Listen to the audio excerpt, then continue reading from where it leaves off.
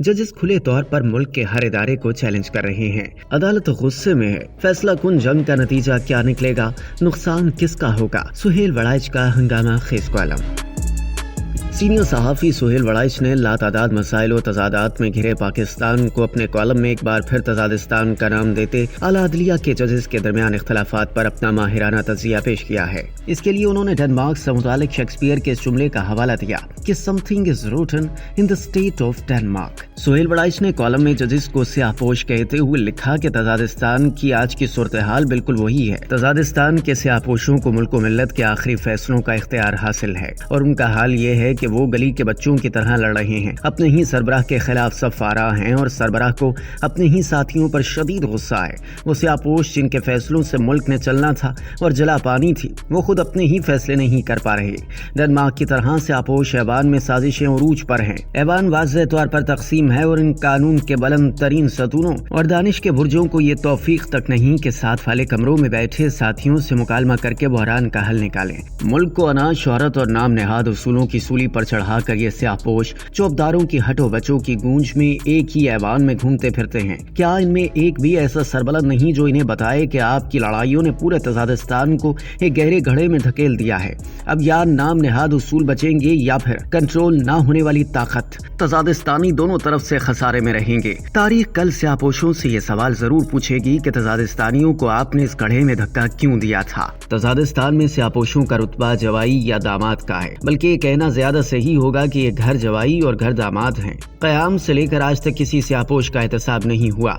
अगर किसी स्याहपोश पर इल्जाम साबित भी हो जाए तो वो मुस्तफी होकर घर बैठकर बाइज्जत और बासरवत जिंदगी गुजारता है, जबकि जुगादरी सियासतदान, जर्नेल और जग्गे ब्यूरोक्रेट तक सब जेलें भुगतते रहे हैं। तजादिस्तान में इन स्याहपोश घर जवाइयों को हमेशा से बड़े लाड प्यार से पाला गया। स्याहपोशों के हल्के अशराफिया में दाखिल होने का तरीका आसान तरीन है। कोई स्याहपोश चीफ आप पर मेहरबान हो तो आप यकलख्त मुल्क के अहम तरीन फैसले करने वाले हल्के अशराफिया में दाखिल हो जाते हैं। हर किसी को आपको मीलॉर्ड यानी मेरे आका कहना पड़ता है। आप चलते हैं तो चौबदार मुगल शहनशाहों की तरह आपकी आमद का ऐलान करते हैं।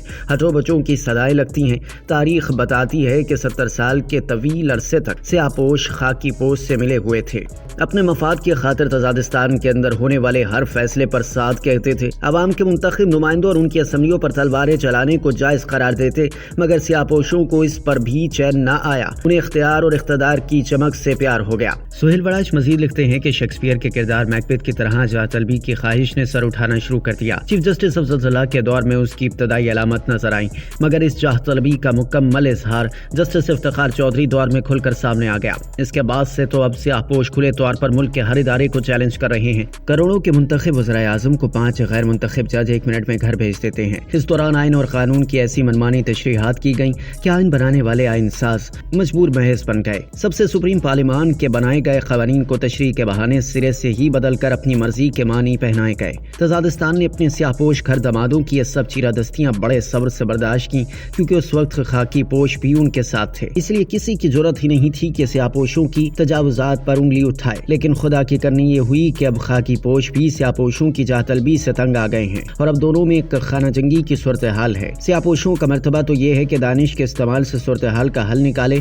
ऐसे फैसले दे कि बहरान खत्म हो, मगर स्याहपोश भी इस नाम निहाद आखिरी लड़ाई ये इनकलाब का ख्वास्तगार नजर आता है, जो मुल्क को ऐसी गहराइयों तक ले जाएगा जिससे वापसी बहुत मुश्किल होगी। कोई स्याहपोशों से पूछे, आप हर वक्त सियासत में तो मुदाखलत करते रहते हैं, कभी अपने इदारे के माजी के दाग मिटाने की भी कोशिश की? भुट्टो की फांसी को तो गलत करार दे दिया, मगर इन जजों के बारे में कोई फैसला क्यों नहीं दिया जिन्होंने ये गलत फैसला किया था? कम से कम उन जजों की तस्वीरें ही सुप्रीम कोर्ट से हटा दें। क्या कभी इफ्तिखार चौधरी को बुलाकर पूछा गया है कि जनाब आप आइन से हटकर पूरे मुल्क को चलाने पर कादिर कैसे हो गए थे? क्या किसी ने साकिब निसार से पूछा है कि वो किस बरसे पर मुल्क के दौरे करके अहकामात देते फिरते थे? क्या वो वज़ीर आज़म थे या उन्हें सदर के इख्तियारात हासिल हो गए थे? क्या किसी ने जस्टिस खोसा, जस्टिस अजमत सईद और जस्टिस एजाज को बुलाकर पूछा है कि आपने नफरत और मुखालफत से मगलूब होकर जो फैसला सुनाया वो आइन और कानून से सरासर मुतसादिम था? और क्या किसी ने जस्टिस बंदियाल और उनके साथियों से पूछा कि आपने तो खुद ही इमरान खान की असम्बली तोड़ने के اقدام کو غلط قرار دیا تھا۔ پھر کیا ہوا کہ آپ شہباز حکومت کے پیچھے پڑ گئے، پہلے کسی کے دباؤ کے تحت عمران کو رخصت کیا اور وہ بھی رات کو عدالت کھلوا کر، اور پھر آپ بدل گئے اور نئی آنے والی حکومت کو چین سے بیٹھنے نہ دیا۔ یہ جاہ طلبی نہیں تو اور کیا تھی؟ سہیل وڑائچ کے بقول ماضی کے تجربے کو دیکھتے ہوئے یقین سے کہا جا سکتا ہے کہ سیاہ پوش کبھی اپنے بڑوں کا احتساب نہیں کریں گے، کیونکہ اس سے ان کی اپنی جاہ طلبی یعنی ایمبیشنز کے احتساب کی راہ ہموار ہو جائے گی۔ کوئی سے اصول پسندی قرار دیا، ان پر عملداری کا معاملہ قرار دے،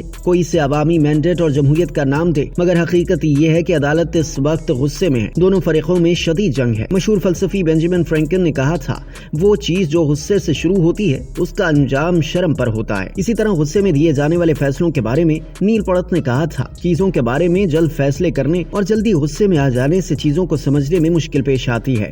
ایسے میں جہالت، تعصب اور خوف اکٹھے چلتے ہیں۔ حالیہ دنوں کے فیصلے غصے میں کیے گئے ہیں، اس لیے ان کی دیر پا اہلیت نہیں ہے۔ یہ فیصلہ تاریخ کے سنہرے میناروں کی بجائے کوڑے دانوں کی نظر ہوں گے۔ سہیل وڑائچ نے کالم کے اختتام پر لکھا کہ آخر میں عرض ہے کہ اس فیصلہ کن جنگ کا نتیجہ چند ہی دنوں میں نکلنے والا ہے۔ فرض کریں سپریم کورٹ کے اکثریتی جج فتح یاب ہوتے ہیں تو اس کا مطلب الیکشن کمیشن کا خاتمہ، شہباز حکومت اور موجودہ پارلیمان پر سوالیہ نشان کے ساتھ ساتھ معاملہ اداروں تک پہنچے گا۔ دوسری صورت میں عدلیہ کے اکثریتی ججوں کے فیصلے کو پارلیمان بے اثر بنا دے گی اور قوت نافذہ رکھنے والے ادارے یعنی حکومت اور مقتدرہ عدلیہ کے فیصلوں کو ماننے سے انکار کر دیں گے۔ ان دونوں صورتوں میں نقصان تزادستان کا ہوگا۔ 75 سال میں ہم نے جو آئین بنایا ہے، جو آئینی ادارے تشکیل دیے ہیں، ان کا کچھ نہ کچھ بھرم بھی قائم ہے۔ دنیا بھی ہمارے اس بھرم پر یقین رکھتی ہے، مگر اس لڑائی کے نتیجے میں یہ بھرم ٹوٹ جائے گا۔ مقتدرہ کمزور ہو یا عدلیہ، دونوں صورتوں میں ملک کا نقصان ہوگا۔